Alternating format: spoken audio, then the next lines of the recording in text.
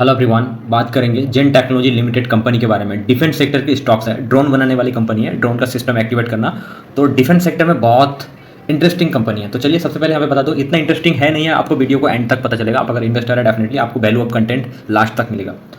तो फिलहाल share price है 2137 रुपीज़ और वन डे के अंदर में यहाँ पे 1% का यहाँ पे रिटर्न दे रहा है। तो पहले यहाँ पे कितना रिटर्न दे रहा है तो देख लेते हैं। एक चार्ट पैटर्न से यहाँ पे थोड़ा बेसिक कंपनी का स्ट्रक्चर पता चल जाता है। तो 5 डे रिटर्न 11% जो बहुत ही बेहतरीन है। आप सोचिए बैंक कितना परसेंट रिटर्न देता है, कोई भी बिजनेस करते हैं कितना परसेंट रिटर्न देता है। तो साल में बैंक एफडी करते हैं 10% रिटर्न देता है, यहाँ पे 5 डे में काफ़ी बेहतरीन रिटर्न मिल रहा है। ऐसा नहीं कि आगे कंटिन्यू रिटर्न देगा, ऐसा नहीं होता। स्टॉक मार्केट थोड़ा रिस्की होता है, बट स्टॉक मार्केट को पहले समझने की जरूरत है। तो चलिए यहाँ पे रिटर्न देखते हैं। 1 मंथ, ओ माय गॉड, यहाँ पे तो मार्क करके दिखाना पड़ेगा।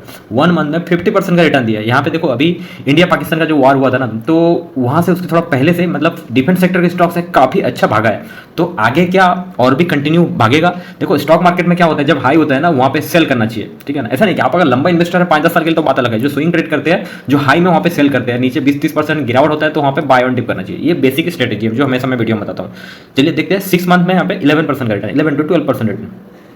और समझते हैं 1 ईयर रिटर्न, 121% रिटर्न, जो काफ़ी एक डिसेंट और अच्छा रिटर्न दिया है। तो कितना करोड़ की कंपनी है सबसे पहले बताऊं। यहाँ पे लगभग 19,000 करोड़ की कंपनी है। यहाँ पे देखिए मार्केट कैप कितना, 19,000 करोड़। तो एक आप मिड कैप स्टॉक बोल सकते हो। और एक साल का चार्ट पैटर्न से मुझे काफ़ी अच्छा दिखाई दे रहा है। यहाँ पे काफ़ी मतलब धीरे धीरे यहाँ पे जा रहा था, तो यहाँ से काफ़ी गिरावट होती है। इस गिरावट में क्या है ना, सब सेल कर रहे थे। जो स्मार्ट इन्वेस्टर है, लॉन्ग टर्म एक्सपीरियंस वाले हैं, वो यहाँ पे बाई किए हैं, क्योंकि फंडामेंटली कंपनी है। आप वीडियो को एंड तक देखेंगे, आप डिसाइड कीजिएगा कि कितना फंडामेंटली इन्वेस्ट करने की लायक कंपनी है या नहीं है। मेरा बताना काम नहीं, मेरा बताना एक काम है कि डेटा आप तक प्रोवाइड कर देना, उसके बाद में डिसाइड आप कीजिए कितना सही है कितना गलत है। तो उसके बाद में यहाँ पे शॉर्ट टर्म में देखिए कितना जबरदस्त रिटर्न मिला है। जो यहाँ पे गिरावट हुआ था 18 फरवरी 2025 से लेकर 30 मई 2025 तक 119% का रिटर्न दिया है। तो गिरावट में जिस किसी ने भी कोई भी स्टॉक में, जब आप देख लीजिए, जब कोई गिरावट में बिल्कुल नीचे आप बाय करते हैं ना, तो मेरा ऐसा मानना है कि हमेशा आप फायदा में रहते हैं। कभी भी स्टॉक मार्केट में आप नीचे खरीदते हैं ना, तो आपको फायदा ही रहता है। आप कहीं पे अगर हाई में बाय करते हैं ना, जैसे कि मान लीजिए हाई में बाय कर लिए, ठीक है, यहाँ पे बाय करना कोई बुरी बात नहीं है, एक बात मैं बताऊं। लेकिन आपको जैसे जैसे गिरता है ना, वहाँ पे बाय ऑन डिप करना चाहिए। इसलिए मैं हमेशा बोलता हूँ कि 50,000 है तो 10,000 इन्वेस्ट करो शुरुआत में। फिर यार 1-2 क्वार्टर चेक करो। 1-2 क्वार्टर में, वहाँ पे 1-2 क्वार्टर होता है कि एक साल में 4 क्वार्टर आता है, तो हो सकता है कि 1-2 क्वार्टर बुरा आ जाए। तो जहाँ पे बुरा क्वार्टर आ जाता है ना, तो वहाँ पे डाउन हो जाता है ना, तो वहाँ पे थोड़ा बाय ऑन डिप करो। तो इसी तरीके से सारे सेक्टर में आपको इन्वेस्ट करना चाहिए। चलिए मैं जेन टेक्नोलॉजी के बारे में बता दूँ। मैं हमेशा क्या है ना, अदर चीज ऐड कर देता हूँ आपके फायदे के लिए, एक्चुअली आपके फायदे के लिए। 5 ईयर रिटर्न देखते हैं। 5 ईयर में तो चार्ट पैटर्न काफी बेहतरीन दिखाई दे रहा था। यहाँ पे देखो 5 ईयर में चार्ट पैटर्न काफी बेहतरीन, लेकिन वारी नंबर की तरह ऐसा नहीं कि यहाँ पे बिल्कुल फ्लैट आया, वहाँ पे रातों रात मतलब ऐसा 6 महीने में रिटर्न दिया और वहाँ से फिर डम हुआ। तो यहाँ पे तो रिटर्न दिया है। यहाँ पे एक चीज ध्यान से देखिए कि रिटर्न तो दिया है, लेकिन वहाँ से जब इतना लंबा टाइम रिटर्न दिया तो गिरावट नहीं हुआ था। कब गिरावट हुआ यहाँ पे, जब वो सब वॉर वगैरह हुआ ना, जो मतलब क्या बताऊँ, एक टाइप का रूस यूक्रेन वगैरह, तो उसके बाद में ट्रम्प चाचा आ गए, तो उसके वजह से यहाँ पे गिरावट हुआ। और गिरावट में क्या हुआ, यहाँ से अच्छा खासा रिटर्न देने लगा। कितना रिटर्न दिया मैं आपको बताया, 119% समथिंग रिटर्न दिया। तो किसी भी स्टॉक्स में आप इन्वेस्ट करने से पहले यहाँ पे बेसिक मिनिमम 5 साल का, 3 साल का, 5 साल का चार्ट पैटर्न देखिए। चार्ट पैटर्न काफी बेहतरीन दिखा दे रहा है। कोई भी स्टॉक्स अगर वो गलत होगा ना, 2 नंबर ही होगा ना, तो शॉर्ट टर्म में यूं ही रिटर्न देगा, वापस फिर नीचे आ जाएगा, फिर ऐसे ऐसे चलता रहेगा। तो यहाँ पे इस स्टॉक में चलिए फंडामेंटल चेक करते हैं कितना क्वालिटी है। पहली बात बता दूं, जेन टेक्नोलॉजी एक डिफेंस सेक्टर के स्टॉक्स है। उसके अलावा डिफेंस में क्या क्या काम है आप थोड़ा डिटेल जाके देख लीजिएगा। वीडियो क्या है, कई बार थोड़ा लंबा हो जाता है। यहाँ पे देखिए, the company is the design, develop and manufacture combat training solution and counter drone solutions for defence and security forces. तो यहाँ पे दोनों जगह में जाता है, ये पुलिस फोर्सेस को भी आता है। यहाँ पे देखिए, जो Indian army forces, state police forces, तो ये ड्रोन तेजी से बहुत ज्यादा यूज होता है कि हमारा देश तभी तक जब सेफ्टी सिक्योरिटी महसूस होता है। यहाँ पे क्या ड्रोन के सिस्टम से क्या होता है ना, तो हमारा बॉर्डर में पूरा निगरानी सारा रहता है। तो ड्रोन आज के टाइम में बहुत ज्यादा इंपॉर्टेंट है। ड्रोन सेक्टर ऐसा है कि भाई आगे तेजी इसका, यार मुझे ऐसा लगता है कि भाई आगे तेजी जाएगा। ऐसा नहीं कि कोर बिजनेस है। तो इसलिए मैं हमेशा बोलता हूँ कि आपको डाइवर्सिफाई सेक्टर रखना चाहिए। जैसे केमिकल सेक्टर हो गया, ग्रीन एनर्जी सेक्टर हो गया, इलेक्ट्रॉनिक सेक्टर हो गया। तो ऐसा है कि एक थीम सेक्टर ले लीजिए, ड्रोन सेक्टर, थोड़ा डिफेंस सेक्टर में इन्वेस्ट कीजिए और थोड़ा सा फाइनेंस सेक्टर में इन्वेस्ट कीजिए। फाइनेंस ऐसा है कि वो धीरे धीरे चलेगा, लेकिन फाइनेंस के बिना पूरा देश हमारा इंडिया चल ही नहीं सकता है। तो इसीलिए फाइनेंस ऐसा है। और साथ में एफएमसीजी। आप एक बात बोलो कि जब हमारे देश में एक पेंडेमिक आया था, तब उस टाइम कोई नहीं चल रहा था, लेकिन एफएमसीजी कंपनी को छूट दिया था कि यार बिंदास काम करो, कोई दिक्कत की बात नहीं है, भले कुछ भी हो जाए। जो भाई बिना रोटी खा के यार इंसान मर ही नहीं सकता है। तो सॉरी, ऐसा बोलना नहीं चाहिए जी का। यहाँ पे सबसे पहले मैं बताऊँ मार्केट कैप कितना, मैं आपको बताया 19,000 करोड़। और अभी स्टॉक पी कितना है देखते हैं, बहुत इंपॉर्टेंट हो जाता है। शेयर प्राइस कितना महंगा या सस्ता है, स्टॉक पी से पता चलता है कि देखो स्टॉक पी तो थोड़ा महंगा है 68, बट आपको समझना होगा अच्छे स्टॉक्स क्या होता है कि हमेशा थोड़ा सा हाई पी में रहता है। तो कंपेयर करते हैं इंडस्ट्री पी के साथ में। ओवरऑल इस इंडस्ट्री का पी है 70, तो इंडस्ट्री पी महंगा है। और अभी 1-2 महीना से कुछ थोड़ा रिटर्न दे दिया है डिफेंस सेक्टर, मतलब ड्रोन सेक्टर ने भी। नेक्स्ट समझते हैं, तो यहाँ पे ना इतना अंडर वैल्यूड ना ओवर वैल्यूड इंडस्ट्री पी के हिसाब से। तो कंपनी का year on year sales growth देखते हैं, सबसे ज़्यादा इंपॉर्टेंट होता है 121%। एक मिड कैप कंपनी है तो सेल्स ग्रोथ काफी बेहतरीन निकल के आ रहा है, एक डिसेंट 50%, 30 to 50% एक डिसेंट है, तो उससे भी काफी बेहतरीन है। प्रॉफिट ग्रोथ समझते हैं ईयर ऑन ईयर 122%, जो प्रॉफिट ग्रोथ भी बहुत बेहतरीन है।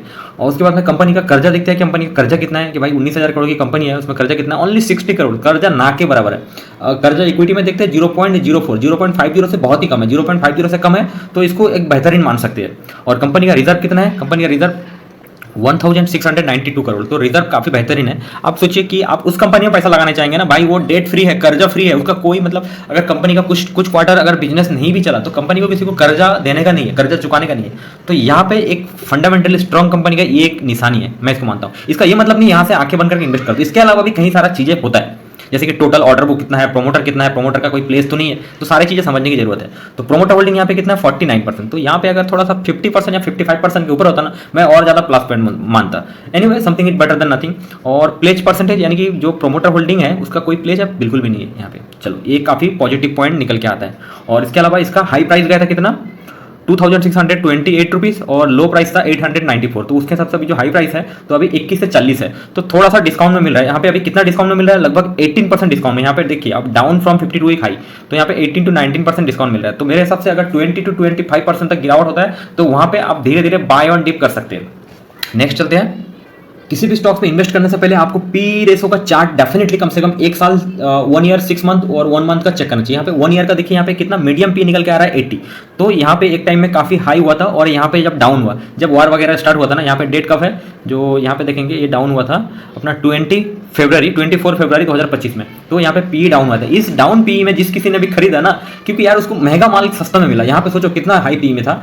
तो पी दो तरीके से होता है, यहाँ पे अगर क्वार्टर ऑन क्वार्टर रिजल्ट अगर बेहतर आ जाता है ना, यहाँ पे देखो, तो वहां पे क्या होता है, पी ऑटोमेटिक डाउन एडजस्ट होकर डाउन हो जाता है। तो वहां पे क्या होता है, आपका शेयर प्राइस तो ही रहता है लेकिन आपका पी मतलब जो है ना ओवर वैल्यूड नहीं रहता है। तो पी जितना जितना ऊपर जाता है तो शेयर प्राइस उतना महंगा हो जाता है। कंपनी का जो वैल्यूएशन होना चाहिए ना, तो वो थोड़ा ओवर वैल्यूएशन हो जाता है। कंपनी की इनकम जैसे ही बढ़ जाएगा ना, तो वैल्यूएशन डाउन हो जाएगा, यानी कि P price to earning ratio down हो जाएगा और शेयर प्राइस तब ऊपर जाने लगेगा। तो आपको हमेशा ध्यान रखना चाहिए कि इसका मीडियम पी कितना है। तो चलिए उसके बाद में 6 मंथ का देखते हैं। 6 मंथ का मीडियम पी 61 है और यहाँ पे डाउन हुआ था तो अभी 70 है, तो ठीक है, अभी ठीक ठाक जोन में, इतना भी ज़्यादा कुछ नहीं है। उसके बाद में 1 मंथ का देखते हैं। 1 मंथ का मीडियम पी कितना है, मीडियम पी 60 है, तो उसके हिसाब से अभी भी थोड़ा सा हाई में है।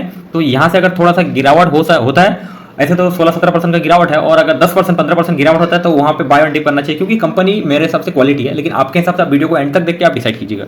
नेक्स्ट आगे बढ़ते हैं, समझते हैं जो बहुत इंपॉर्टेंट हो जाता है, प्रोमोटर। किसी भी कंपनी को भाई चलाता है प्रोमोटर ही चलाता है, क्योंकि प्रोमोटर का स्टेक ज्यादा है। अगर कम होता तो बात अलग है, तो वहां पे प्रोफेशनल मैनेज होता है।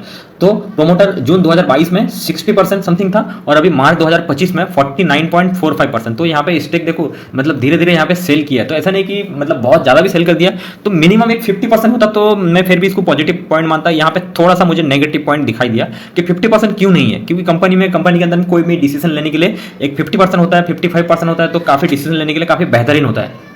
नेक्स्ट समझते हैं एफआई, फॉरेन इन्वेस्टर। तो पहले जून 2022 में 0.32% था और अभी 5.95%। तो भाई स्टेक तो पहले से यहाँ पे फॉरेन इन्वेस्टर ने भी बढ़ा लिया है, लेकिन बीच में थोड़ा सा यहाँ पे कम किया है। ठीक है, थोड़ा बहुत प्रॉफिट बुकिंग करने का भी उनका भी राइट रहता है। फॉरेन इन्वेस्टर बहुत होशियार होते हैं, जैसे जैसे हाई में रहते हैं तो वहाँ पे प्रॉफिट बुकिंग करके निकल जाते हैं, और गिरावट होता है तो वहाँ पे बाय ऑन डिप करते रहते हैं। आपको तो पता है कि अभी बीच में गिरावट हो, अभी 1 महीना से प्रोमोटर अभी दबा के मतलब फॉरेन इन्वेस्टर दबा के धीरे धीरे खरीद रहा है माल। और हमारे डोमेस्टिक इन्वेस्टर क्या होता है, वो तो मतलब गिरावट में भी वो भी खरीदते रहते हैं। अच्छे कंपनी में रहता है तो वहाँ पे पैसे इन्वेस्ट नहीं करते हैं। तो यहाँ पे डोमेस्टिक इन्वेस्टर भी यहाँ पे स्टेक धीरे धीरे कितना बढ़ा चुके हैं आप देखो। भाई देखो, अच्छे कंपनी नहीं होगा ना तो प्रोमोटर धीरे धीरे माल पूरा बेच देगा और एफआई भी बेचने लगेगा, डीआई भी बेचने लगेगा, और पूरा माल चिपकाएगा किसको, पब्लिक को, हमारे पब्लिक भाई। उसमें से मैं भी हूँ, ऐसा नहीं पब्लिक, तो पब्लिक यहाँ का पब्लिक का होल्डिंग अगर मान लीजिए धीरे धीरे बढ़ रहा है और FI DI promoter FI DI का होल्डिंग धीरे धीरे घट रहा है, कम रहा है, तो समझ लीजिए वो कंपनी डेंजर हो सकता है। कंपाउंडेड सेल्स ग्रोथ बहुत ही इंपॉर्टेंट हो जाता है किसी भी कंपनी में इन्वेस्ट करने से पहले। 10 ईयर 29% सेल्स ग्रोथ था और 5 ईयर 46% और 3 ईयर 141%, टीटीएम यानी ट्रेलिंग 12 मंथ 121%। तो यहाँ पे कंपाउंडेड सेल्स ग्रोथ काफी बेहतरीन निकल के आ रहा है, 10 ईयर 5 ईयर 3 ईयर और टीटीएम। तो देखते हैं सेल्स ग्रोथ हुआ है, अभी प्रॉफिट ग्रोथ देखते हैं। कंपाउंडेड प्रॉफिट ग्रोथ 10 ईयर 33%, जो okay, very good, no problem. 5 year 37% बहुत बेहतरीन है। 3 ईयर 411%, जो काफी कमाल का है। और टीटीएम यानी कि अभी ये लास्ट 1 साल 122%। तो भाई यहाँ पे सेल्स ग्रोथ और प्रॉफिट ग्रोथ काफी जबरदस्त निकल के आ रहा है। जैसे कि मैं किसी भी कंपनी में इन्वेस्ट करता हूं तो मिनिमम भाई इसका मैं लंबा जब होल्ड करता हूं ना तो कम से कम देखता हूं कि year on year sales growth अगर बेहतर ही है ना बैक टू बैक, और साथ में क्वार्टर ऑन क्वार्टर भी चेक करता हूं कि भाई सेल्स ग्रोथ बहुत ज्यादा डिप तो नहीं हो रहा है, कहीं ऑपरेटिंग प्रॉफिट मार्जिन डाउन तो नहीं हो रहा है, और प्रोमोटर कहीं पे माल तो नहीं बेच रहा है। आपको है ना हर क्वार्टर ऑन क्वार्टर आपको चेक करता रहना पड़ेगा, आंखें बंद करके आपको इन्वेस्ट नहीं करना है भाई। आज का दुनिया बड़ा अजीब है, आपका पैसा है ना तो संभालना भी आपको आना चाहिए, और किसी का कहने में यार आपको इन्वेस्ट नहीं करना चाहिए, आपको खुद मतलब रियलिटी डेटा आंखों से आपको जजमेंट आंखों से चीजों को क्लियर करना है। चलिए आगे बढ़ते हैं। और एक important point, profit and loss में year on year sales growth सबसे ज्यादा इंपॉर्टेंट होता है। आपको ये डेटा एक एक डेटा क्लियरिटी देता है आपको। तो मार्च टू मार्च यहाँ पे देखेंगे यानी कि year on year sales growth March 2013 में 37 करोड़ था और अभी मार्च 2025 में 974 करोड़। और साथ में आपको देखना है कि ऐसा नहीं कि बहुत ज्यादा अपडाउन हो रहा है, यहाँ पे देखो धीरे धीरे कंपनी धीरे धीरे बढ़ रहा है। बीच में यहाँ पे थोड़ा सा डाउन हुआ था 2021 में, तो उस टाइम थोड़ा सा कोविड वगैरह का इशू था। उसके बाद में धीरे धीरे भाई यहाँ पे सेल्स काफी बढ़ रहा है। अभी कितना 900 मतलब लगभग 1000 करोड़ यहाँ पे टच करने ही वाला है। नेक्स्ट समझते हैं ऑपरेटिंग प्रॉफिट मार्जिन। बहुत इंपॉर्टेंट हो जाता है कि भाई 100 रुपये का माल बेच रहे हैं तो कितना परसेंट ऑपरेटिंग प्रॉफिट मार्जिन रख रहे हैं, तो वहां से प्रॉफिट आप सोचो आपका दुकान है, आप 100 रुपये का माल लेके आ रहे हो और 100 रुपये में बेच रहे हैं, तो फिर क्या आपका प्रॉफिट बचेगा भाई? घंटा बचेगा, कुछ नहीं बचेगा। सॉरी मैं बोल रहा हूँ भाई, मैं 100 रुपये का माल लेकर आता हूँ, 100 रुपये बेच रहा हूँ, क्या बचेगा? तो मैं अगर 100 रुपये माल लेकर आता हूँ, 110 रुपये माल बेचता हूँ, तो वहाँ पे 10% जो है ऑपरेटिंग प्रॉफिट मार्जिन होता है। ठीक है, उस 10% से मुझे लाइट बिल पे करना पड़ता है, मुझे मेरा अगर मैं उसके अंदर में कोई जॉब कर रहा है तो एम्प्लॉय है तो उसको पे करना पड़ता है। उसके बाद में बचता है कितना? Net profit. तो उससे पहले अभी ऑपरेटिंग प्रॉफिट मार्जिन देखते हैं। तो पहले 12% था, बीच में थोड़ा सा डाउन हुआ और अभी कितना? अभी 38%। तो भाई ऑपरेटिंग प्रॉफिट मार्जिन धीरे धीरे यहाँ पे देखो 1% से हुआ था और बीच में यहाँ पे ऑपरेटिंग प्रॉफिट मार्जिन किसी तरीके से बढ़ा है। तो कंपनी के अंदर अगर क्वालिटी होता है, जैसे कि मान लीजिए पहले मैं भी एक कॉन्ट्रैक्टर था, अगर मैं कॉन्ट्रैक्टर हूं तो मेरा धीरे धीरे क्वालिटी काम का बढ़ रहा है, बहुत ज्यादा काम बढ़ रहा है, मेरा काम का डिमांड हो रहा है, तो मैं भाई क्या करूंगा? रेट बढ़ा दूंगा ना भाई। नहीं भाई ये साइड में इतना मैं नहीं करूंगा, 1 लाख में नहीं करूंगा भाई, ये मैं 1.25 में करूंगा।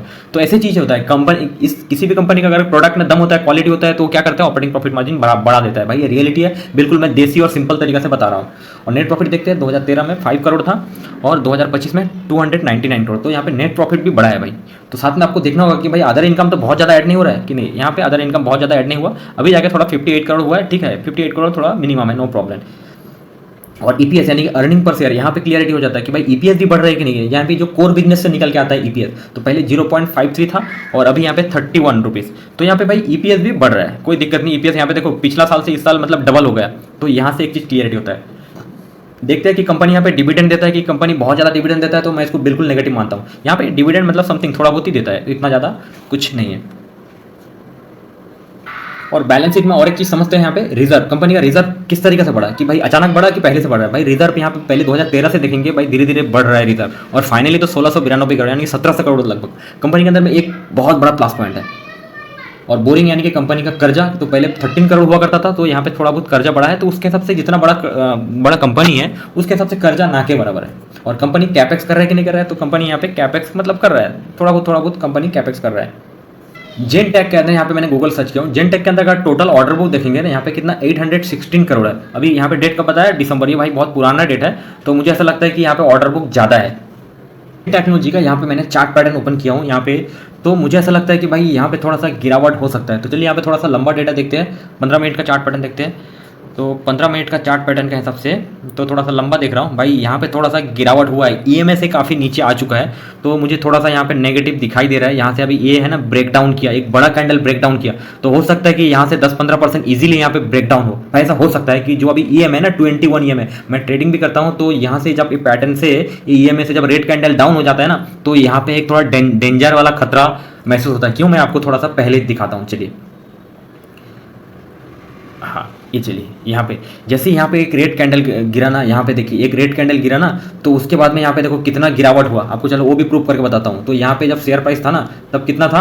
तब यहाँ पे देखिए 1916 था, तो अब नीचे यहाँ पे जब आया तब कितना आया? यहाँ पे देखो 1818 हो गया। तो यहाँ पे एक गिरावट होता है, जब तक ये ईएमए के ऊपर ग्रीन कैंडल नहीं देता है ना, तो तब तक एक बुल सिग्नल नहीं मानते हैं। चलो यहाँ पे थोड़ा सा क्या करता हूँ, 1 आवर का डेटा चेक करते हैं। तो 1 आवर का डेटा में भी यहाँ पे देखेंगे ना, तो यहाँ पे क्या है ना, एक अच्छा खासा रिटर्न यहाँ पे दिया है। यहाँ पे थोड़ा ध्यान से देखो, मैं जो बताने की कोशिश कर रहा हूँ, तो यहाँ पे एक अच्छा खासा रिटर्न दिया। कोई भी स्टॉक्स ऐसे नहीं जाता है, वहाँ से थोड़ा सा नीचे गिरता है, फिर यहाँ से 15-20%, 10%, मिनिमम 10% तो 15% गिरता है, फिर उसके बाद में यहाँ पे धीरे बुल लगाता है, फिर गिरता है, फिर एक हाई लगाता है, फिर गिरता है, फिर एक हाई लगाता है। इसी तरीके से चलता है। टॉप में क्या करना है? आपको सेल करना है। और आप अगर लंबा इन्वेस्टर है तो सेल मत कीजिए। तो भाई नीचे गिरावट होता है तो वहाँ पे बाय ऑन डिप करना है। और स्विंग ट्रेड जो करते हैं क्या करते हैं? टॉप में क्या करते हैं? यहाँ पे सेल करते हैं, नीचे गिरता है यहाँ पे क्या है? बाय करते हैं, और थोड़ा नीचे गिरता है और थोड़ा और दूसरा बार बाय करते हैं।